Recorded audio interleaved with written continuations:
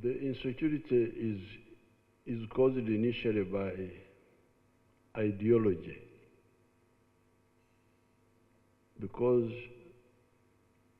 if you answer the question of what is the mission of this country, what does it need? Because a country is like, if you are a leader, you are like a medical doctor looking at patients. If the doctor does not make a correct diagnosis of a patient problem, the patient will not get a proper prescription. And if you don't get a proper prescription, the patient will not be healed. So if you are a leader, you look at the society. What is the problem of this society? So some people answer that wrongly. They say the problem of this society is identity.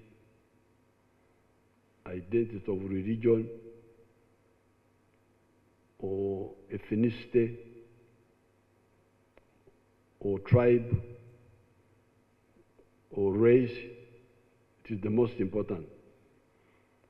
Now, the moment you think identity, the moment you push the politics of identity, you are in trouble. You will not succeed. And even security is a problem. So in our case, we rejected that line of politics of identity. We emphasize the politics of interests. Interests.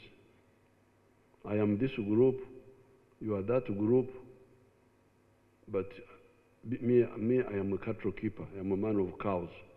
I have cows. So I sell milk, I sell beef.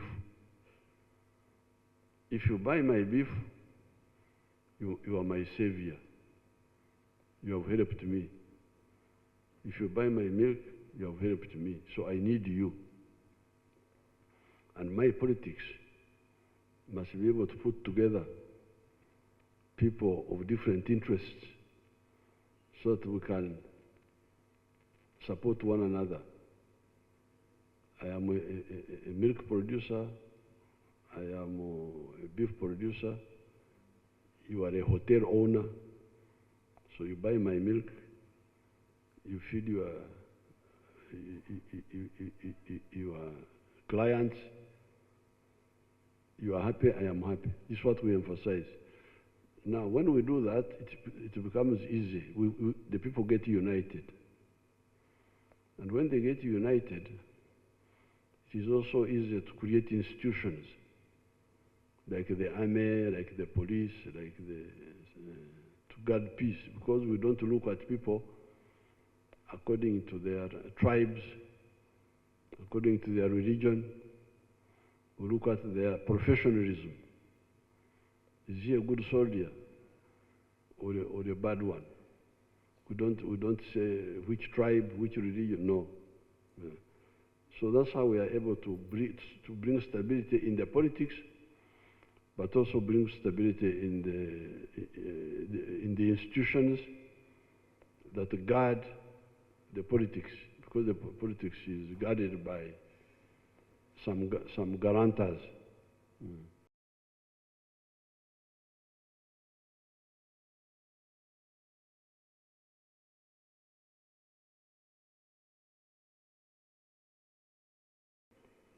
Well, I have already told you that to create wealth, you need wealth producers who produce goods or products, produce services or goods, and you need consumers of goods and services. If I produce a product and nobody buys it, or very few people buy it, I can't succeed, I will fail. So the internal market of Uganda of 46 million people is not enough. We need the East African market of 300 million people. But even that is not enough. We need the African market of 1.5 billion people. And then we can add on exporting it to other countries. So integration is a matter of survival, economic integration.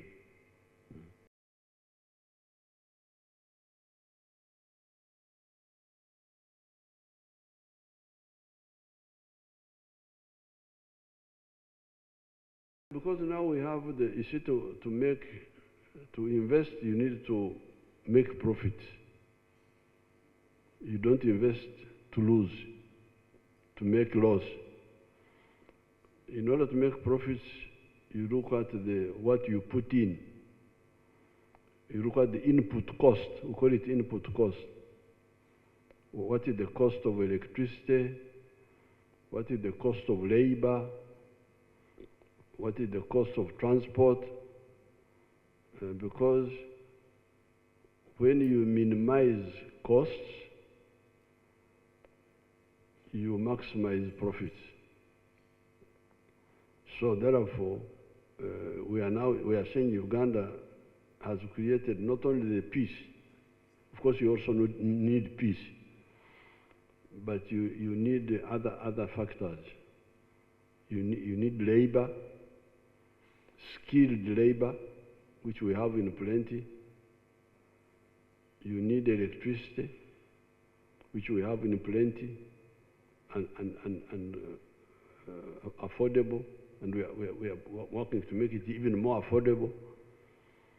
We still have the issue of transport costs being a bit high from the ocean, because we are very far from the ocean, from the sea. But we are working on the railway. The railway, a modern railway from the sea in Tanzania and in Kenya will solve the problem of costs, of transport costs. So therefore, but even when the transport costs are still high, people here make good profits. You can check with the people I have told you what we call the IRR, internal rate of return of Uganda. In Uganda, you can check with them when you meet them. It's quite high, and it will be higher once we have solved the problem of transport of cargo. Cargo, yes, now transport is all right for the passengers. They can drive on the roads, but cargo needs mainly the railway and water transport. Make it cheaper. So we invite people to invest because they can make profits.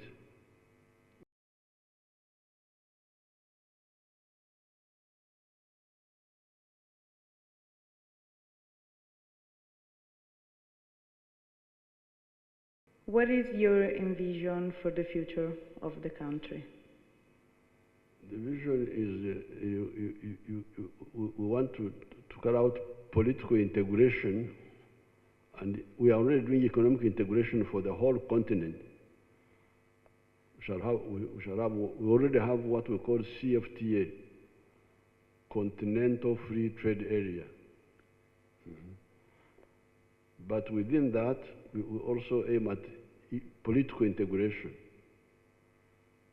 If you see a country like the United States, it became strong because, unlike these Latin Americans, when they got independence, they formed a political union of the United States, which became a very strong country. Latin America has got more resources, natural resources, than the United States. If you look at the minerals, the water, the forest, Latin America is very rich.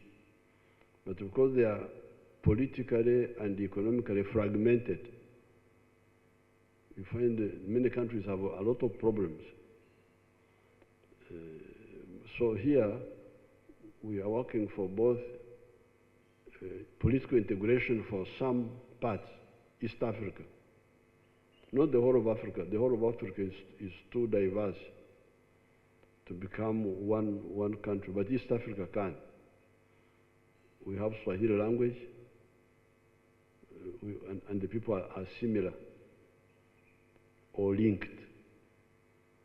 Then the continental